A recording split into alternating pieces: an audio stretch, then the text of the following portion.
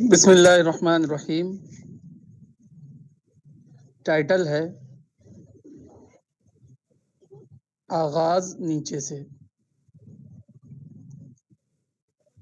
آج تاریخ ہے 29 جنوری 2024۔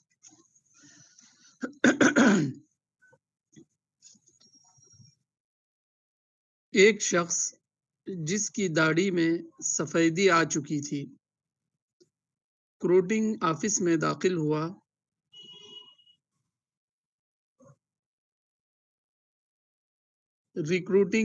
میں داخل ہوا۔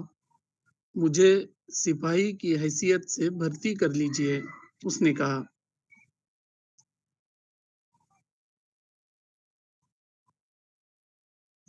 مگر تمہاری عمر کیا ہے؟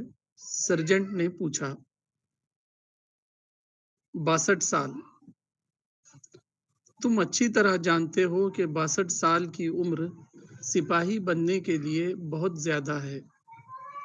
سپاہی کے لیے یہ عمر زیادہ ہو سکتی ہے، آدمی نے کہا، مگر کیا آپ کو کسی جنرل کی ضرورت نہیں؟ ایک انگریزی رسالہ میں 1982 میں مذکورہ واقعہ چھپا ہے اور اس کا عنوان طنزیہ طور پر ان لفظوں میں قائم کیا گیا ہے: اوپر سے آغاز، اسٹارٹنگ ایٹ دا ٹاپ۔ ایک شخص جنرل کے عہدے سے اپنی فوجی زندگی شروع کرنا چاہے تو وہ کبھی ایسا نہیں کر سکتا۔ یہی معاملہ عام زندگی کا ہے۔ یہاں کسی کے لیے چھلانگ ممکن نہیں۔ جس طرح درخت کا آغاز بیج سے ہوتا ہے، اسی طرح زندگی کی تعمیر کا آغاز بھی ابتدائی نقطے سے ہوتا ہے۔ آخری نقطے سے آپ اپنی زندگی کا آغاز نہیں کر سکتے۔ تجارت روپیہ لگانے سے شروع ہوتی ہے، نہ کہ نفع کمانے سے۔ ڈاکٹری کی تعلیم محنت سے شروع ہوتی ہے، نہ کہ بازار میں شاندار بورڈ لگانے سے۔ مکان کی تعمیر بنیاد سے شروع ہوتی ہے، نہ کہ چھت ڈالنے سے۔ کھانے کا آغاز فصل بونے سے ہوتا ہے، نہ کہ دسترخوان لگانے سے۔ کارخانے کا آغاز مشین کی فراہمی سے ہوتا ہے، نہ کہ تیار مال بیچنے سے، وغیرہ۔ اسی طرح اجتماعی معاملات میں آغاز یہاں سے ہوتا ہے کہ افراد کے اندر مقصد کا شعور ابھارا جائے،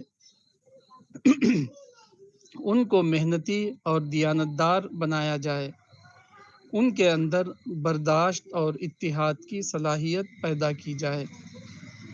قوم کے افراد میں قابل لحاظ حد تک ان صلاحیتوں کو پیدا کرنے سے پہلے اگر عملی اقدام شروع کر دیا جائے تو وہ صرف ناکامی پر ختم ہوگا۔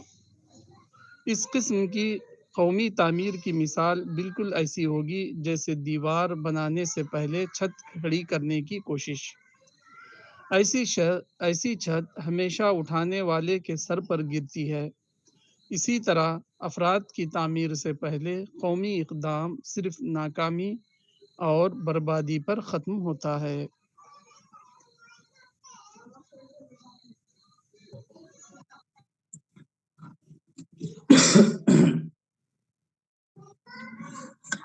یہ مولانا کا بہت ہی اسپیشل آرٹیکل ہے، کیونکہ ہم دیکھتے ہیں کہ عام طور پہ مسلمانوں کا جو سوال ہوتا ہے آج کے دور میں یا پھر پچھلے 200-250 سال سے کہ مسلمان کیا کرے، کہاں سے شروع کرے، تو مسلمان جو بھی قدم اٹھاتے ہیں ہمیشہ ان کو کاؤنٹر بیک جھیلنا پڑتا ہے، اور وہ اپنے ہی پیر پر کلہاڑی مارنے والا قدم اٹھاتے ہیں، اور پھر کچھ سدھرنے کی بجائے اور حالات بگڑتے ہی چلے جا رہے ہیں۔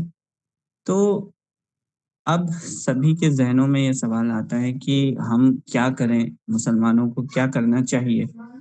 تو عام طور پہ جو مسلمانوں کے انٹلیکچوئلس ہوئے یا بڑے لیڈرز ہوئے، انہوں نے ایک غلط چیز لوگوں کو بتائی کہ وہ لوگوں کو پاسٹ پرائڈ کو واپس لانے کو اپنا مشن بتاتے رہے کہ ہم پہلے کیسے مہان تھے اور غیروں نے سازش کر کے ہم سے چھین لیا ہے، اب ہمارا ہے کہ ہم دوبارہ سے اس گلوری کو حاصل کریں جو پاسٹ میں ہم کو ملی ہوئی تھی۔ لیکن مولانا اس آرٹیکل میں کہنا چاہتے ہیں کہ کس کہ اصل مسئلہ پاسٹ گلوری کو جانے کا نہیں ہے، بلکہ اصل مسئلہ ہے کہ مسلمان ذہنی طور پر دور زوال کا شکار ہو چکے ہیں۔ تو مسلمانوں کی حالت کو سدھارنے کا جو عمل شروع ہوگا وہ اس سے نہیں ہوگا کہ ہم دوبارہ سے وہی پرانی حکومتوں کو قائم کر دیں، ساری دنیا پہ خلافت قائم کر دیں، تو اس سے مسلمان کیا ہے آج سوئیں گے، آج جو ذہنیت ہے مسلمانوں کی وہ راتوں رات بدل جائے گی۔ تو اس آرٹیکل سے ہم کو معلوم چلتا ہے کہ جو شروعات ہے وہ پہلے ذہن کو بدلنے سے ہوگی، کہ پہلے مسلمانوں کا مائنڈ سیٹ کو بدلا جائے۔ مسلمان ایک ٹیکر کمیونٹی ابھی ہیں، تو ان کو کیسے گیور کمیونٹی بنایا جائے، اتنا بڑا ذہن، اتنا بڑا دل مسلمانوں کو پاس ہونا چاہیے۔ عام طور پہ جو بھی غالب قوم ہوتی ہے وہ ہمیشہ دوسروں کو کچھ نہ کچھ دیتی ہے، تبھی وہ غالب ہوتی ہے۔ تو اس پوزیشن میں مسلمانوں کو لانے کے لیے مسلمانوں کا جو ذہن ہے وہ پازیٹیو کرنا پڑے گا، اپورچونٹی والا کرنا پڑے گا، نہ کہ ہم صرف یہ چاہیں کہ بس ساری دنیا پہ جو خلافت ہے یا حکومت ہے وہ قائم ہو جائے تو مسلمانوں کے سارے مسئلے سالو ہو جائیں گے۔ تو ہمارا جو پہلا قدم ہے وہ لوگوں کو ذہنوں کو بدلنے سے شروع ہونا چاہیے، اور یہی چیز ہم کو ہمارے نبی کی زندگی میں بھی ملتی ہے کہ ہمارے نبی نے شروعات جو کی وہ انڈیویزول کو بدلنے سے کی، اور یہاں تک کہ ہم دیکھتے ہیں کہ جب ہمارے نبی نے اپنا مشن کو پورا کیا حجۃ الوداع کے موقع پہ، تو اس وقت عرب کے بہت ہی چھوٹے حصے پر ہی خلافت قائم ہو چکی تھی، لیکن ہمارے نبی نے اپنے مشن کو کا کامیابی کا اعلان بھی کر دیا کہ میں نے تم تک پہنچا دیا، میری ذمہ داری میں نے پوری کر دی۔ ایسا کیوں کیا جبکہ اس وقت تو ساری دنیا پہ تو کیا عرب کے بھی ایک چھوٹے سے خطے پر خلافت قائم ہوئی تھی؟ تو ہمارے نبی نے ایسا اس لیے کیا کیونکہ انہوں نے ایک ایسی ٹیم تیار کر دی تھی جو بعد کو وہ 100 سال کے اندر ہی انہوں نے وہ کارنامہ کر دیا۔ تو اصل جو مسئلہ ہے وہ مسلمانوں کی کوالٹی کا ہے، کہ مسلمان کی جو شخصیت ہے اس میں کوالٹی کو لایا جائے، انٹلیکچولی اویکن بنایا جائے۔ ابھی مسلمان انٹلیکچولی بہت زیادہ بیکورڈ ہے، تو ان کی بیکورڈنس کو ختم کیا جائے، کیونکہ کوئی بھی ذمہ داری کا کام کے لیے اس کی قابلیت بھی ضرورت ہوتی ہے۔ جیسے کوئی ایک فریشر ہے جو ابھی کوئی جاب بھی نہیں کیا، اس کو ڈائریکٹ مینیجر بنانا کوئی کمپنی عقل مندی نہیں ہوگی، تو جب تک وہ اس پروسیس کو فالو نہ کرے تب تک اس کو بڑی چیز نہیں دی جائے گی۔ تو یہی مجھے اس آرٹیکل سے سیکھنے کو ملتا ہے کہ ہم کو جو پہلا قدم ہے، اور قرآن میں بھی ہے کہ اگر کسی قوم کی حالت کو بدلنا ہے تو پہلے اس کے ذہن کو بدلا جائے۔ تو ہم کو جو کام شروع کرنا چاہیے وہ تھنکنگ کے لیول سے شروع کرنا چاہیے، اور مسلمانوں میں کوالٹی دینی چاہیے۔ جب مسلمانوں میں کوالٹی ہوگی تو پھر وہ اپورچونٹی کا بہتر استعمال کریں گے، اور جیسے جیسے طاقت آئے گی تو پھر سارے حالات فیور میں چلتے چلے جائیں گے۔ تو یہ میری لرننگ تھی آج کی اس آرٹیکل سے۔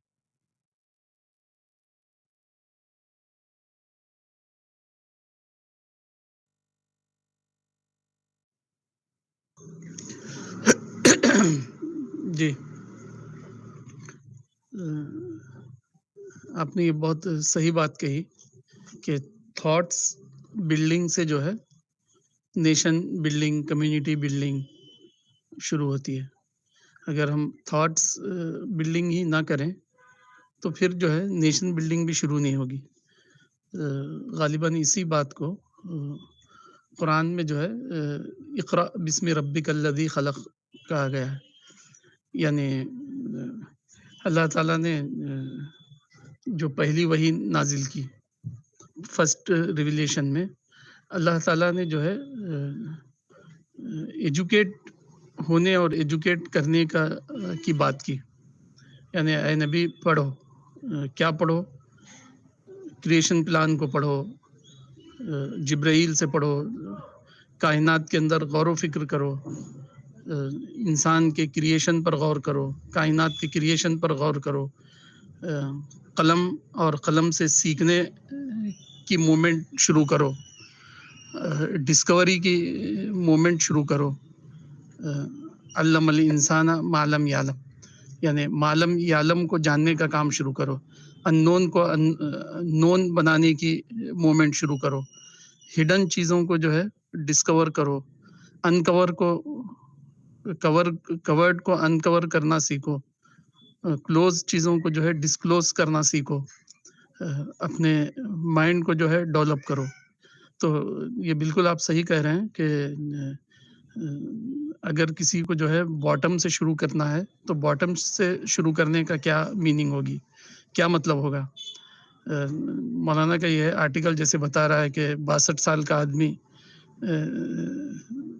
ریکروٹنگ آفس کو جاتا ہے اور کہتا ہے کہ مجھے سپاہی بنا لیجیے، تو اس کو ریجیکٹ کیا گیا کہ 62 سال کی عمر تو سپاہی بننے کی نہیں ہے، ریٹائر ہونے کی ہے۔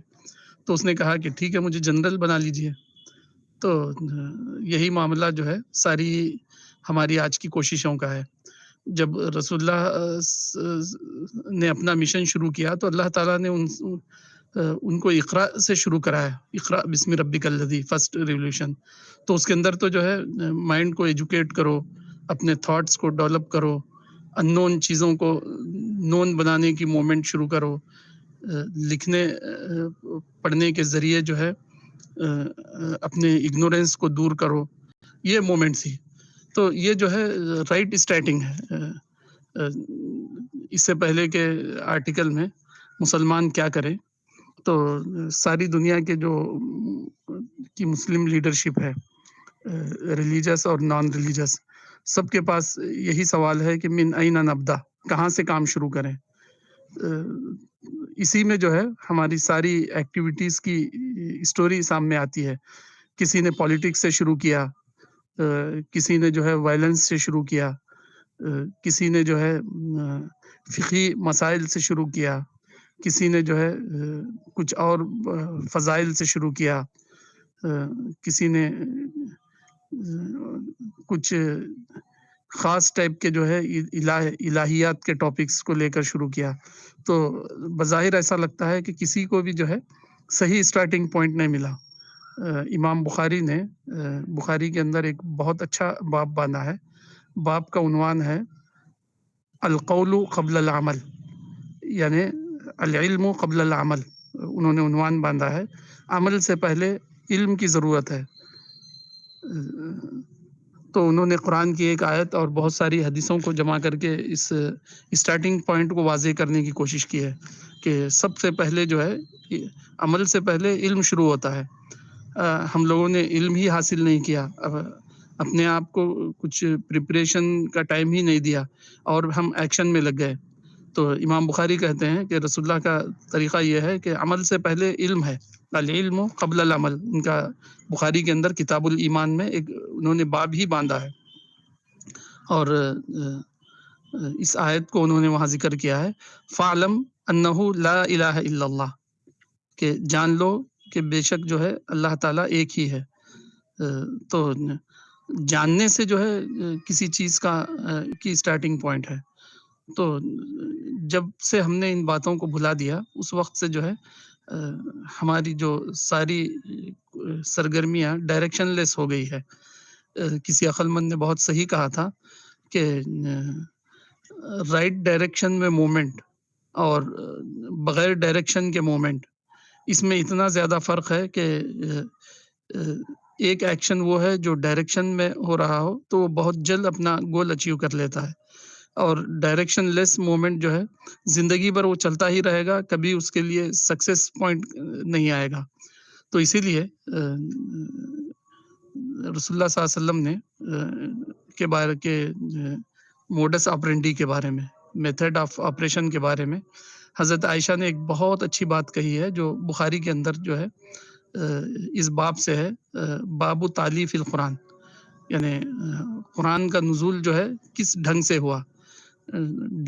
کس ڈھنگ سے جو ہے اللہ تعالیٰ نے جو ہے اپنے پیغمبر کو قرآن دینا شروع کیا، تو اس کے اندر وہ کہتی ہیں حضرت عائشہ رضی اللہ عنہا کہ سب سے پہلے جو ہے اول نزل ما نزل من القرآن سورۃ فیہا ذکر الجنت والنار، کہ قرآن کے اندر 114 صورتیں ہیں۔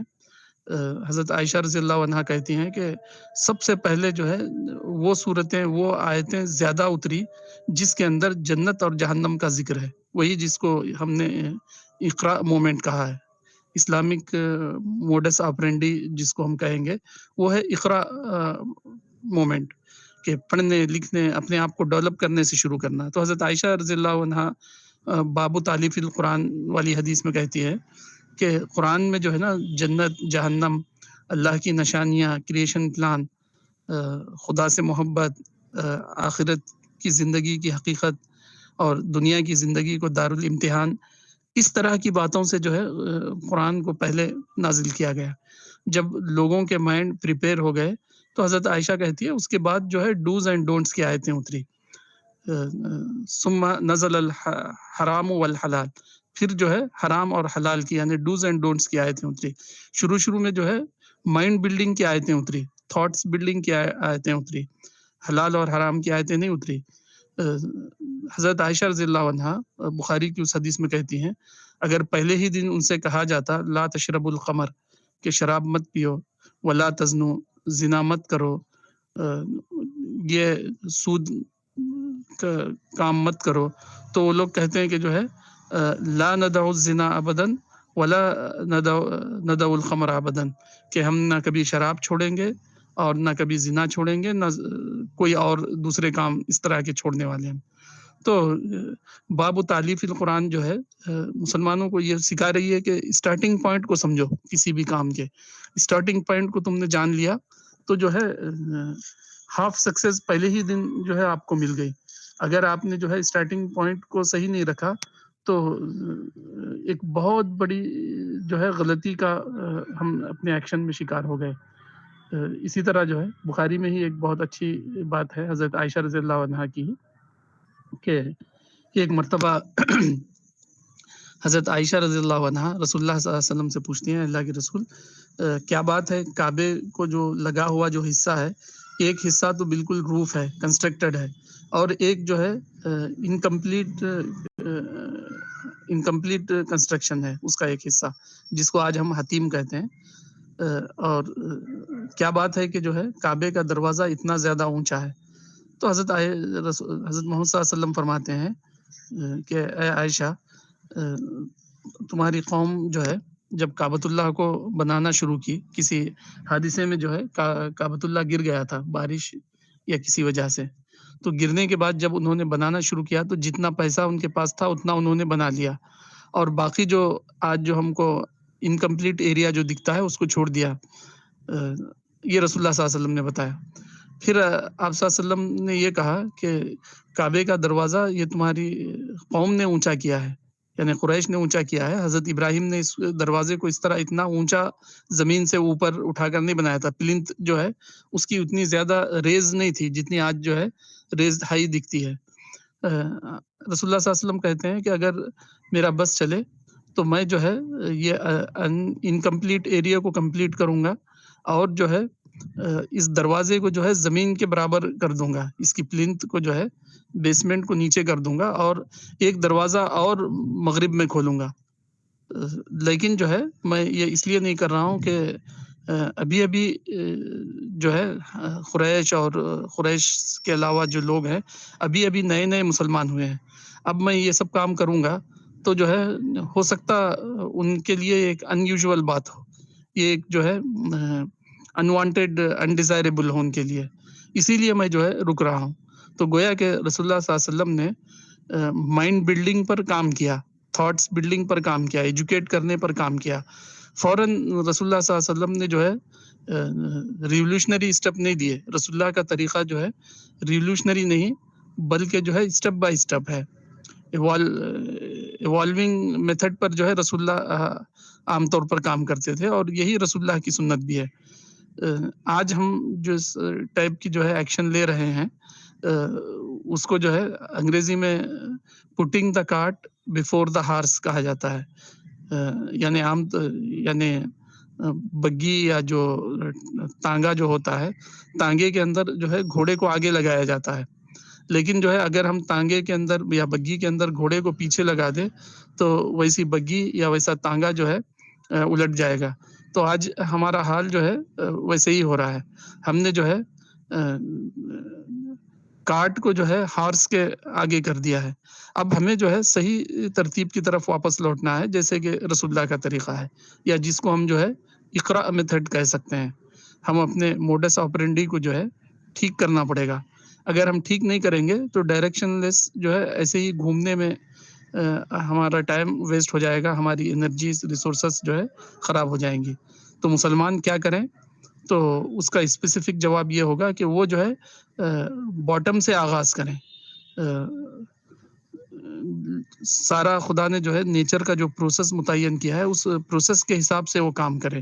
وہ اپنے آپ کو ایجوکیٹ کریں، وہ اپنے آپ کو جو ہے صبر کرنے والے بنائیں، وہ علم کی اہمیت اپنے ذہنوں میں، اپنی جنریشن میں جگائے. وہ جو ہے خدا کی محبت اور انسانوں کی ویل وشنگ اپنے اندر پیدا کرے. وہ جو ہے پولیٹکس اورینٹیڈ ہونے کے بجائے جو ہے دعویٰ اورینٹیڈ بنے. وہ جو ہے کمیونٹی اورینٹیڈ بننے کے بجائے جو ہے ہیومن بینگ اورینٹیڈ بنے. وہ جو ہے خیرخواہی عام کے جو ہے سمبل بن جائیں. تب جو ہے ان کا مینٹل پروسیس جو ہے صحیح رخ پر چلے گا اور وہ صحیح ایکشن لینے کے لائق بنیں گے. ورنہ جو ہے وہ کمیونل ایکٹیویٹی اور جو ہے شارٹ لائف گولز، اس طرح کی باتوں میں جو ہے ان کی ساری محنتیں جو ہے ضائع ہو جائے گی. اللہ تعالیٰ سے دعا ہے کہ اللہ تعالیٰ مجھے اور آپ کو باٹم سے آغاز کرنے اور صحیح اسٹارٹنگ پوائنٹ کی سنت کو دوبارہ ریوائیو کرنے کی توفیق عطا فرمائے. اور جو ہے کچھ افراد تو جو ہے اس بات کو سمجھ پائیں اور جو ہے اپنی اصلاح کریں. اللہ تعالیٰ جو ہے ہم کو اس کا موقع دے. السلام علیکم.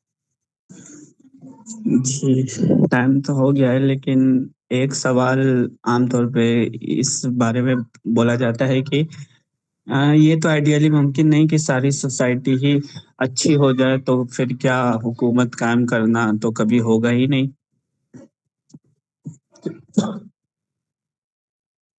ہاں، حکومت قائم کرنا کوئی گول بھی نہیں ہے. یہ کہاں سے مسلمانوں کے ذہنوں میں آ گیا کہ حکومت قائم کرنا ہے؟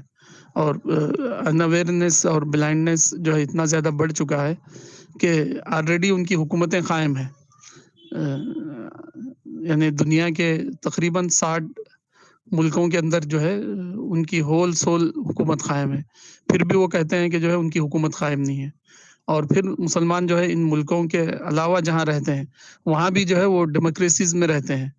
اور ڈیموکریسی میں معلوم ہے آپ کو کہ ہر انسان کا ایک ووٹ جو ہے اتنا فرکشن پاور ہے اس کے پاس پولیٹکس کا. ایک مثال سے اس کو ہم سمجھ سکتے ہیں کہ انڈین اسٹاک مارکیٹ جو ہے اس کے اندر کوئی انسان جو ہے ٹریڈنگ کرنا ہے تو پورا ایک کمپلیٹ شیئر لینا پڑتا ہے اس کو، پورا ایک کمپلیٹ شیئر. مثلا ریلائنس کا اگر کوئی آدمی شیئر لینا چاہے تو اس کو جو ہے یہ آپشن ہے کہ وہ کم سے کم ایک شیئر لے. لیکن جو امریکن اسٹاک مارکیٹ ہے اس کے اندر ایک دوسرا کانسیپٹ پایا جاتا ہے، اس کو کہتے ہیں اسٹیک ہولڈنگ ان فرکشن. یعنی ٹوٹے ہوئے بریک فارم کے اندر جو ہے بھی آپ شیئر خرید سکتے ہیں. یعنی آپ پورا شیئر خریدنے کی آپ کے اندر یہ نہیں ہے تو آپ جو ہے آدھا شیئر، کوارٹر شیئر بھی خرید سکتے ہیں. تو اس کو فریکشنل شیئر ہولڈنگ کہا جاتا ہے. تو ڈیموکریسیز میں مسلمان جہاں کہیں بھی رہتے ہیں تو ہر آدمی کا ایک ووٹ جو ہے وہ جو ہے اس کا ایک پولیٹیکل پاور ہے. وہ کسی کے انڈر میں نہیں ہے، وہ اپنے من مانے انسان کو جو ہے اپنا پولیٹیکل باس بناتا ہے، من مانی پارٹی کو جو ہے اپنا وہ شیئر دے سکتا ہے. تو اس طرح جو ہے یہ سمجھنا کہ ہماری حکومت نہیں ہے، یہ جو ہے آؤٹ ڈیٹڈ تھنکنگ ہے. صحیح تھنکنگ یہ ہے کہ جو ہے ڈیموکریسیز میں ہم جہاں کہیں بھی رہ رہے ہیں وہاں ہم جو ہے ہمارے جتنے ووٹ ہیں اتنے فرکشن فارم کے اندر جو ہے ہمارا ووٹ پاور ہے وہاں پر، ہم جو ہے پالیٹکس کا حصہ ہے، ہم پارلیمنٹ کا، راجیہ سبھا، لوک سبھا یا جو بھی جہاں بھی دنیا کے اندر پولیٹیکل یہ ہے سسٹم ہے اس کے ہم ممبر ہیں. دنیا میں ایسی بہت کم جگہ ہے جہاں پر جو ہے مسلمان حکومت میں نہ ہو. ہر ملک کا مسلمان جو ہے پولیٹیکل پاور میں ہے. امریکہ میں بھی، کینیڈا میں بھی، یو ایس، جرمنی میں بھی، آسٹریلیا میں بھی، یو کے میں بھی، افریقہ میں بھی، اور خود اپنے ملکوں میں بھی. ہر جگہ جو ہے ہم کو پولیٹیکل پاور حاصل ہے. ہم جو ہے پولیٹیکلی ڈسٹریس نہیں ہے، ہم پولیٹیکلی ایک دم بالکل ہم پاور کے اندر ہے. تو جب ہم جو ہے ایجوکیٹ کریں گے اور عصر حاضر کو، ماڈرن دور کو جو ہے سمجھانا شروع کریں گے تو تب جو ہے مسلمانوں کو سمجھ میں آئے گا کہ پولیٹیکل پاور آلریڈی وہ گین کر چکے ہیں، گین کرنا باقی نہیں ہے، ان کو آلریڈی ان گین ہے، کہیں فلی اور کہیں فریکشنل انداز میں. جی، مطلب وہ حکومت سے مطلب تھی اسلامی نظام جس میں پولیٹیکل اسپیکٹ بھی شامل ہے.